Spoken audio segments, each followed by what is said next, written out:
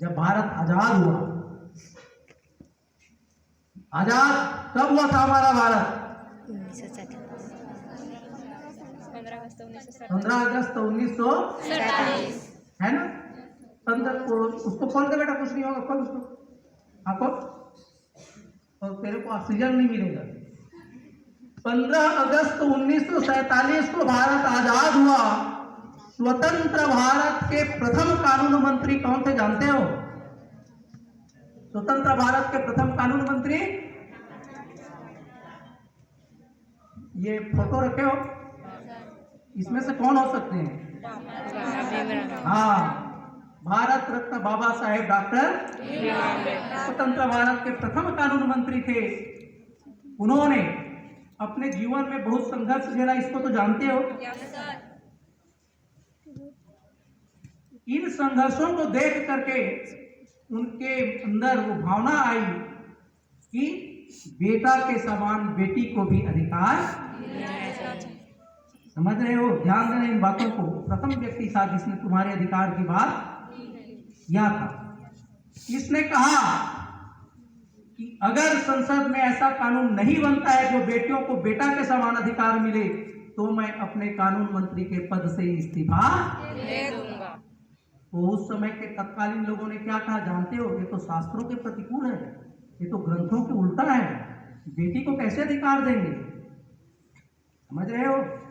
अगर गूगल में भी सर्च करना कि उस समय क्या समाचार पत्रों में छपता था, तो आपको ताज्जुब होगा कि अच्छे अच्छे लोग जिन्होंने धर्म ग्रंथों की रचना की है, जिसकी दुहाई देते हैं, उनका ही कहना था कि बेटियों को संपत्ति में अधिकार नहीं मिलना चाहिए। क्योंकि ये व्यक्ति विदेश गया था उस समय का तत्कालीन सबसे ज्यादा डिग्रीधारी और विद्वान व्यक्ति था। इसको मालूम था कि शिक्षा के अधिकार के बिना किसी भी व्यक्ति का सर्वांगीण विकास होना संभव नहीं है। और बेटा को तो अधिकार मिलता ही था, उसका यह भी मानना था कि बेटी को भी बेटा के समान अधिकार जब तक नहीं मिलेगा, तब तक हमारा भारत उन्नत राष्ट्र नहीं बन सकता। इसने कहा कि भाई महिलाओं को अधिकार नहीं मिलेगा तो मैं कानून मंत्री के पद से त्याग। और लोगों ने उस समय इसकी बातों का विरोध भी किया, यहाँ तक कि महिलाओं ने भी विरोध किया था। ताज्जुब है कि मैं पढ़ रहा था इतिहास, तो मैं बोला ये कैसा है भाई, गूगल में हम सर्च करके पढ़े तो कुछ महिला संगठन भी ऐसे थे जो उनके विरोध में थे। क्या ऐसा विरोध उचित था? है? लेकिन चूंकि हमारा भारत शुरू से पुरुष प्रधान देश रहा है, तुम्हारे मन में वो मानसिकता भर दी गई है शुरू से कि तुम केवल मुंह को ढकोगे, पति को देवता मानोगे।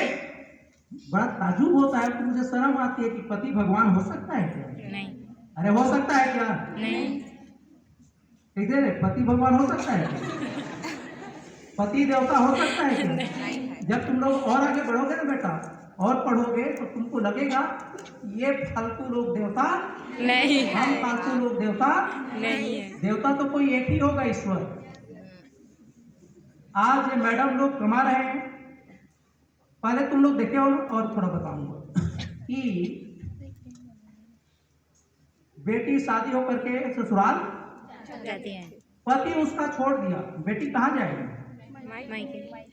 अब बेटी तो अनपढ़ है, शिक्षा का अधिकार नहीं है, 4वीं 5वीं पढ़ी है, मैके आ जाएगी, माता पिता वृद्ध हो गए हैं या खत्म हो गए हैं, भैया भाभी हैं, तो क्या भैया भाभी उस बहन को प्यार से रखेंगे? नहीं। वो भाभी रोज बोलेंगे कुलक्षणी कहाँ ले किसे, बोलेंगे कि नहीं बोलेंगे? वो बेचारी असहाय अबला, नौकरी चाकरी तो करी नहीं है, वो पढ़ी नहीं है तो क्या करेगी? उसका जीवन नरक होगा कि नहीं होगा? लेकिन आज ये जो मैडम लोग हैं या जितने भी पढ़ी लिखी महिलाएं जो अपने पैरों पे खड़ी हैं, इसका पति अगर छोड़ देगा तो ये गुलाम की जिंदगी जिएंगे? नहीं। अरे तो सिर्फ ठोक के जिएंगे, बढ़िया हो इसकी, अब तो पूरा वेतन ला तो इसने मन आगे उसने उपयोग कर दो, है कि नहीं? और बाकी कई ठोक मिल जाइए हम लोग, इस बात की बात है। लेकिन तुम्हारे मन में इस भारत देश ने, पुरुष प्रधान देश ने क्या मानसिकता भर दिया था कि स्त्री दासी है। क्या है? दासी। पति को देवता बोल दिया, पति को भगवान बोल दिया। क्या ये सही था? हमें तो भाई हास्यास्पद लगता है कि नहीं? स्त्री और पुरुष समाज के दो अनिवार्य तत्व हैं, और जब तक दोनों समान नहीं रहेंगे समाज का विकास संभव नहीं है। विकसित राष्ट्र को देखो, यूक्रेन को देखो, जो छोटा सा देश है, अभी फिर इजराइल को देखो, गरीबी दिखती है वहां, टीवी में देखते हो कभी युद्ध हो रहा है। जब कोरोना हुआ था, हमारे देश के लोग पलायन कर रहे थे, तो कोई बड़े बड़े साड़ी में मोटरा बांध के, लड़की बांध के, गरीबी गरीबी दिख रहा था ना। लेकिन मैं वही देख रहा था यूक्रेन और जब फिलिस्तीन में भी लड़ाई हो रहा है, इजराइल में, कहीं गरीबी नाम की चीज नहीं दिखती। विकसित राष्ट्र है, जैसे मैडम बोली ना कि आजकल के मन जींस और टॉप, वहां वैसे ही दिखते हैं जींस और टॉप, इसीलिए वो विकसित राष्ट्र है। सबको सब चीज पहनने का अधिकार है, जो तुमको उचित लगे, जिसमें तुम कंफर्ट हो वो चीज तुम पहनो और वो चीज तुम करो जिसमें तुमको कंफर्टेबल फील होता है। समझ रहे हो? क्या मुंह ढकने का बोझा तुम ही लिए हो? तुम तो वो ढाके है बेटा। अरे एक महीना तो ढाक के देखो, बका जाएंगे कि नहीं भूखे जाएंगे। लेकिन मेरी बेटी सदियों से ढकती आ रही है, फिर भी आज मुकाम हासिल कर रही है कि नहीं कर रही है? तो मैंने एक कॉमेडी हो जाएगा, कभी कभी मैं सोचता हूँ, हम लोग रोज नहाते हैं, रोज बाल धोते हैं पुरुष लोग, और ऐसा लगता है कभी कभी यार आज मूड ऑफ है तो बढ़िया थपा के नहाते हैं। लेकिन मेरी बेटियां प्रतिदिन नहीं धोती, फिर भी उनका दिमाग तेज है। 10वीं टॉपर बेटी, 12वीं की टॉपर बेटी, कॉलेज की टॉपर बेटी, IAS की टॉपर बेटी, IPS की टॉपर बेटी। ध्यान से सुनिए रे भोकलू हो। वो रोज मूड को हम धो रहे हैं तो भी हमारा दिमाग धुंध है। तो जो इतनी अच्छी हमारी बेटी है, वास्तव